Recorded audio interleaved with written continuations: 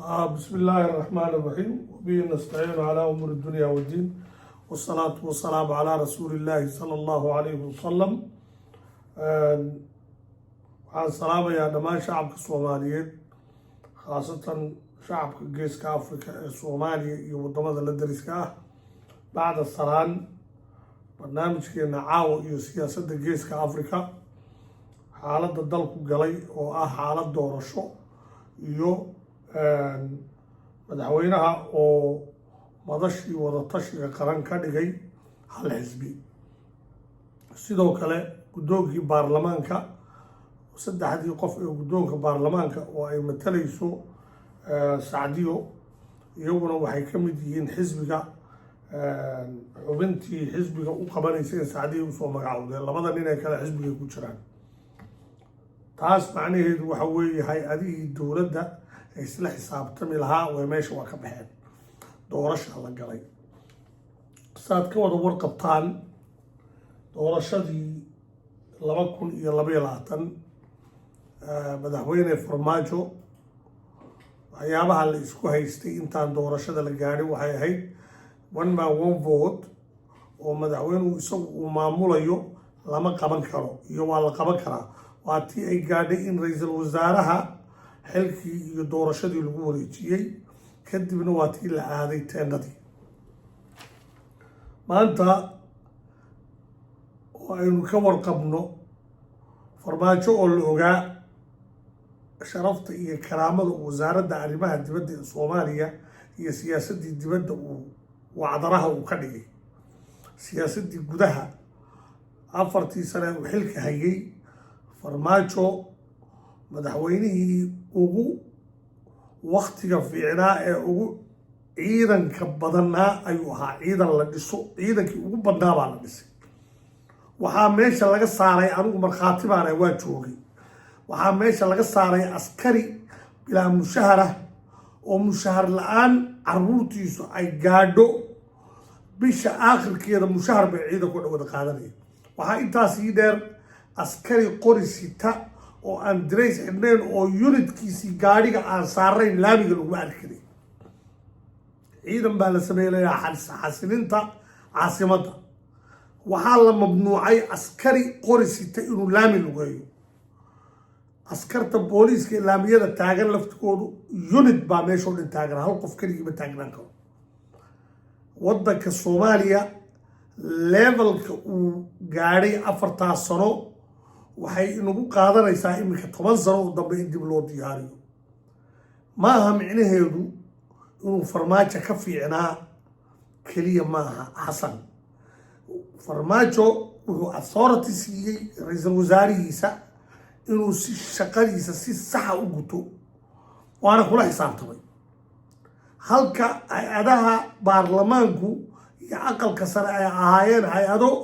control leh oo aan ciddii doonto iska maamulan karaynin 4 sane hore. markii doorashadii la gaadhay ninkii waa musharax, dabac baa gelaya, taas waa arrin kale. laakiin intaan doorashada la gaadhin dalku musuq maasuqana waa yaraa. madaxweyne hanti dhisanayo oo guryo dhisanaya nooma joogin. madaxweyne diyaarad iska saaran oo wax macna darro u dhoofaya ma joogin. dalku dhiigu joogay. markuu dhoofana si karaamo leh oo sharaf leh baa loo soo dhaweyn jiray.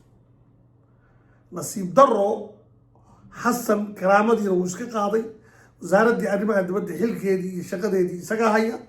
wasiir arrimo dibadeed dalka male, wasiir arrin gudeed male, ra-iisul wasaare male. isagaa bilow ah, isagaa dhammaada. hadda waxaa inoo muuqda marka xasan sawirka halkaa ka muuqda ninkii artiiska ahaa uu sawiray Amiin Caamir. waxaa halkaa ka muuqda guddoomiyii baarlamaanka iyo ra-iisul wasaarihii oo midna kaba u sido, midna uu caanihii niidoogaa la isku shubi lahaa u sido. dalku inuuna dowlad lahayn bay halkaa ka tarjugaysaa. madaxweynuhu isagaa raba inuu isku caana shubo, xitaa gacantiisuu rabaa inuu isku doorto. nasiib daradana haysata cid kastoo la xisaabtami lahayd hadda dadkii xilalka isla xisaabtanka hayay ee baarlamaanka waa kuwaas isagay u shaqeynayaan. calaa ayi xaal isbarbardhigga labada waqti in yar baan kusoo koobayaa waxaa dhacday maalintii doorashada doorashadaasi dhacday 2022 anigu waa joogay doorashada meeshaa fadhiyay doorashadii markay dhammaatay ee la kala wareejiyey labadii madaxweyne ninkaana khudbadiisa akhristay ninkaana khudbadiisa akhristay ee lasoo dareeray wadadii Maka al-Mukarrama anoo maraya 3 askari oo qoryo sitaa iga hor yimid police stationka iyo gurigii shaqaalaha dhexdooda meel ku beegan Maka al-Mukarrama hotel waxay arkeen muuqaal ahaan nin dee xoogay ama xil hayay ama dibad ka yimi inaan u egahay oo dadkii waddanka joogay baahi fara badan baa jirta dadki waa fuuq baxeen qofna muuqaal waa la gubtay lacag la-aan iyo cunto la-aan iyo qoraxdii iyo dayac badan baa jira marka aad adoo dibad ka yimi ama xil hayay aad dadka soo dhex gasho way muuqanaysaa qof dad ka duwan inaad tahay 3 nin waa i joojiyeen 3 nin oo kala qabiila bay ahaayeen mid raxweyn buu ahaa mid wuxuu ahaa beelaha xasan sheekh ku soo jeedo midna wuxuu ahaa dir 3 nin ninkii dhexe ayaa wuxuu u yiri ilowba inaad lacagna siisaa mabaadba maya waa baahannahay waxa ma haysan oo haddaaba doorashadu dhacday oo waxaaba isma kala bedeleen goormaa degdegteen saacado ka hor ma aydaan samayn kareen arrinkan laakiin hadda maxaa isbedelay waxay yidhaahdeen madaxweynihii hore iyo ra-iisul wasaarayaashiisii waxay soo saareen sharci ah askarigii laamiga mara xabad baa lagu dhufaa qorigan waa laga qaadaya isaga oo aan gaadhigiisa la soconin gaadhigu ku qoran yahay kow askarigii qof muwaadina ama bajaaj ha noqoto ama qof lugeynaya ha noqoto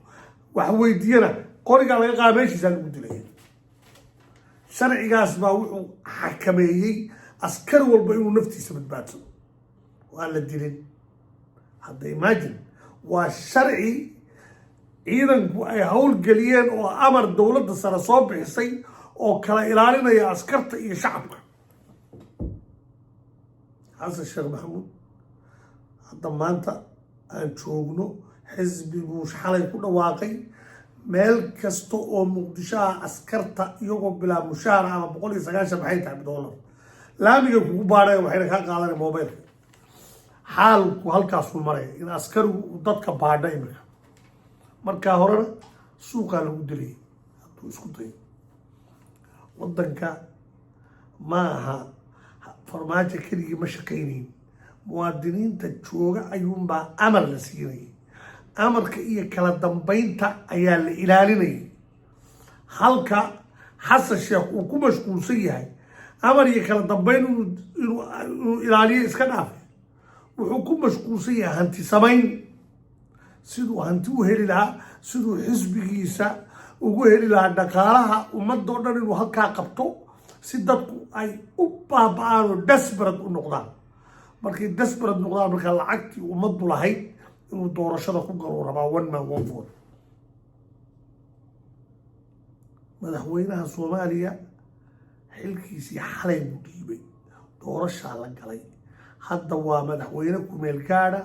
waa sii hayaha xilka madaxweynaha weeye madaxweyne qaran oo go-aan ka gaadhi kara siyaasadda dalka ma aha hadda xasan sheekh maxamuud sababtana waxaa weeye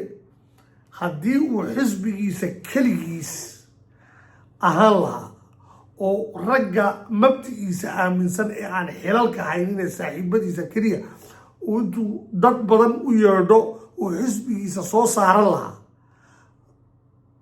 xilka iyo qarannimada iyo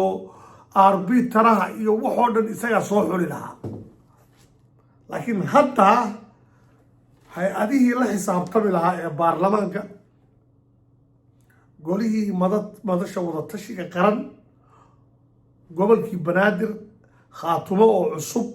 waxoo dhan qof walba shuruuduu hordhigay waxaad u baahantay wixii uu mid walba u baanaya u bukay ayuu hordhigay khaatumo wuxuu hordhigay aqoonsigaaga wuxuu ku xidhan yahay inaad xisbiga aada u codayso xisbiga ka mid noqoto dee firdhiya choice ma leh haddii choice la sii lahaa xisbiga kuma biireen firdhiya waayo hadda kursigiisii madaxtinimada wuxuu ku waayayaa inuu xasan sheekh hoos tegay xasan sheekh dee aqoonsi mooyaane wax kaloo uga baahnaa ma jiro xasanna shuruud buu ku xidhay shuruuddu waa maxay aniga isoo saar adna aan ku soo saaro micnaheedu waxbaa la kala gatay wey markaa maaha jacayl la iskuma raacin xisbigu waa inuu ahaadaa dad isku mabda ah oo isku raacay mabda oo aan isjujuubin xil qaranna aan haynin hadday xil qaran hayaan waa inayna ahayn hay-adihii isla xisaabtami lahaa waa inay ahaadaan niman oo sida ra-iisul wasaaraha iyo madaxweyne oo kale ah ama wasiirka arrimaha dibadda arrimaha gudaha gaashaandhigga raggaasoo kale way ka mid noqon karaan xisbigiisa laakiin guddoomiyaha baarlamaanka guddiga maarata shirguddoonka baarlamaanka maamulka koonfur galbeed puntland jubbaland haddaad tiraahdo kulligiin xisbigayga kusoo biira oo amar siiso dee markaa dalkii waxaad ka dhigtay hal party yaa kula tartamaya adigii baa doorashadii qabanaya that's why loogu baahan yahay in la fahmo xasan xalay xilkiisii qaran ayuu iska dhiibay wuxuu samaystay xisbi ay ka kooban yihiin dhammaan madashii wadatashiga qaran oo ay kusoo biireen guddoomiyihii gobolka banaadir iyo guddoomiyii khaatumo ama madaxweynihii khaatumo iyagu waxay yidhaahdeen guddoomiye ama hogaamiye laakiin anigu waxaan leeyahay waa madaxweynihii khaatumo wey sababtoo ah muwaadin soomaaliyeed weeye isaga iyo ninka gobolka banaadir madaxda ka lama simi karo wuxuu la siman yahay maamulada kaleo hadda la siman yahay si officially ah marka loo aqoonsanayo waa saas maadaama uuna caasimadii ahayn gudoomiye caasimadda guddoomiyeedii aanu hayn ama maayarkii aanu hayn calaa ayi xaal madaxweyne xasan sheekh maxamuud qorshihiisii doorasho ee ahayd in dalku uu noqdo hal xisbi wallaahi soomaali buu u shaqeeyey hadalkayga hala dhegeysto madaxweyne farmaajo madaxweyne sheekh shariif sheekh axmed ra-iisul wasaare rooble ra-iisul wasaare khayre dhammaan ra-iisul wasaareyaashii waddanka soo maray ragga akhyaarta ahe oo cabdiraxmaan cabdishakuur ku jiro muwaadiniinta soomaaliyeed ee aqoon-yahanka ah ee kulligood mucaaradka wada siyaasiyiinta aan anigu ku jiro ee xisbiyada hogaamiya dhammaan ururada bulshada ururada soomaaliyeed ee hadda u sharaxan inay xisbiyo noqdaan dhammaan ummadda soomaaliyeed haldoorkeeda xasan sheekh maxamuud xalayta wuu inoo shaqeeyey hambaliyo dalku maanta xisbigii talada hayay oo madashii oo dhan hal xisbi ka dhigay iyo soomaali inteeda kale ayaa wada fadhiisanaysa waxaa laga tashanayaa qaabkii aan dowladnimada soomaaliya u hagaajin lahayn doorashada soo socotee madaxweynaha cusubna ay u dhici lahayd haddii doorashadu noqonayso tii dadbanayd meesha ay ka dhacayso waxay noqonaysaa ama xalane ama garoowe meel dhexe haddii kale waxay noqonaysaa hadday one man one vote la aadayo waxay noqonaysaa madaxweynuhu xilkiisa ma gaadhsiin karo one man one vote sidaa daraaddeed waa in la helaa doorasho ka duwan doorashadii hore anigu tusaale ahaan waxaan bixin karaa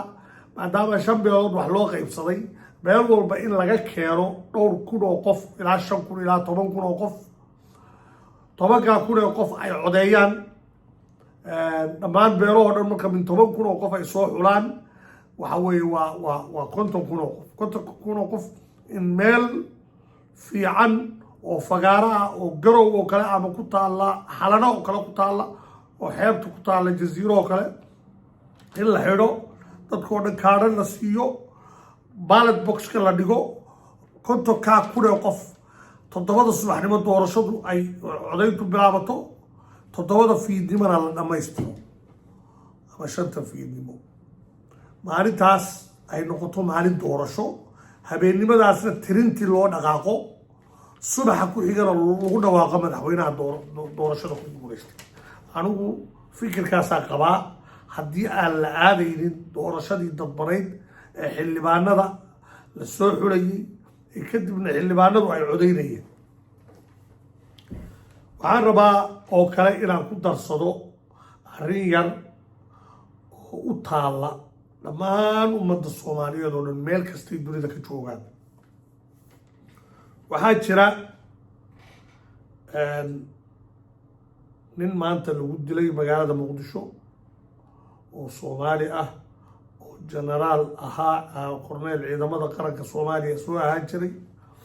oo dowladdii militariga ahayd ee maxamed siyaad barre madaxweynaha ka ahaa, guri ay siisay deganaa muddo ka badan 40 sano. ninkii dhulkii uu deganaa waxaa loo sharciyeeyey dad ganacsato ah oo maal gashaday oo lacag baxsaday, kadibna gurigaa loogu tagay waa la daldalay ninkaa. motifka ninkaa loo dilayna waa gurigiisa. ninkaasi ilmuhu dhalay, ilmahay sii dhaleen baa degan gurigii, iska dhaaf ilmuhu dhalay. ninkaas waa muwaadin soomaaliyeed oo u baahan cadaalad inuu helo. waxaan soo jeedinayaa markaa hadda dowladdii cadaaladda samayn lahayd waatan soo bixisay warqadda lagu dilay ninkaa, gurigaa loo dilay. ninkii warqaddaa soo bixiyey dee cadaalad lagama sugayo. waxaa loo baahan yahay markaa in la helo hay-ad madax bannaan oo baadhid samaysa oo ninkaa muwaadinka ah xaqiisii iyo cidda dishay baadha, caruurtii uu dhalayna ah inaan gurigaa laga qaadin, laga shaqeeyo. arrintaas waa arrin anigu aan shaksi ahaan u soo jeedinayo dhammaan ummadda muqdisho ku nool, siyaasiyiinta soomaaliyeed uu sheekh shariif number 1 ka yahay. waxaana soo dhaweynayaa warmutiyeedka maanta ay soo saareen dhammaan siyaasiyiinta 16 nin ka kooban ee xilalka qaranka hore usoo qabtay, iyo dhammaan intii taageertay ee siyaasiyiin ahaa, inta xilalka xildhibaanada ah ee mucaaradka aha, iyo dhammaan ummadda soomaaliyeed ee haldoorka aqoon-yahanka ay ku jiraan, haweenka oo cid walba, mutacalimiinta, dhalinyarada, jaamiciyiinta kulli. waxaan ugu baaqayaa in la taageero isbeddel sax ah oo isla xisaabtan leh, oo hantidii ummadda dib loo soo celinayo, wixii la dhacay iyo wixii la boobayba laga xisaabtamayo. wixii hadda ka dambeeyana hay-ad madax bannaan oo hantida ummadda ilaalisa in la sameeyo oo ka madax bannaan madaxtooyada. dhaqaalaha waddankuna la kontaroolo meeshuu aaday. wasalaamu calaykum waraxmatullaahi wabarakaatu.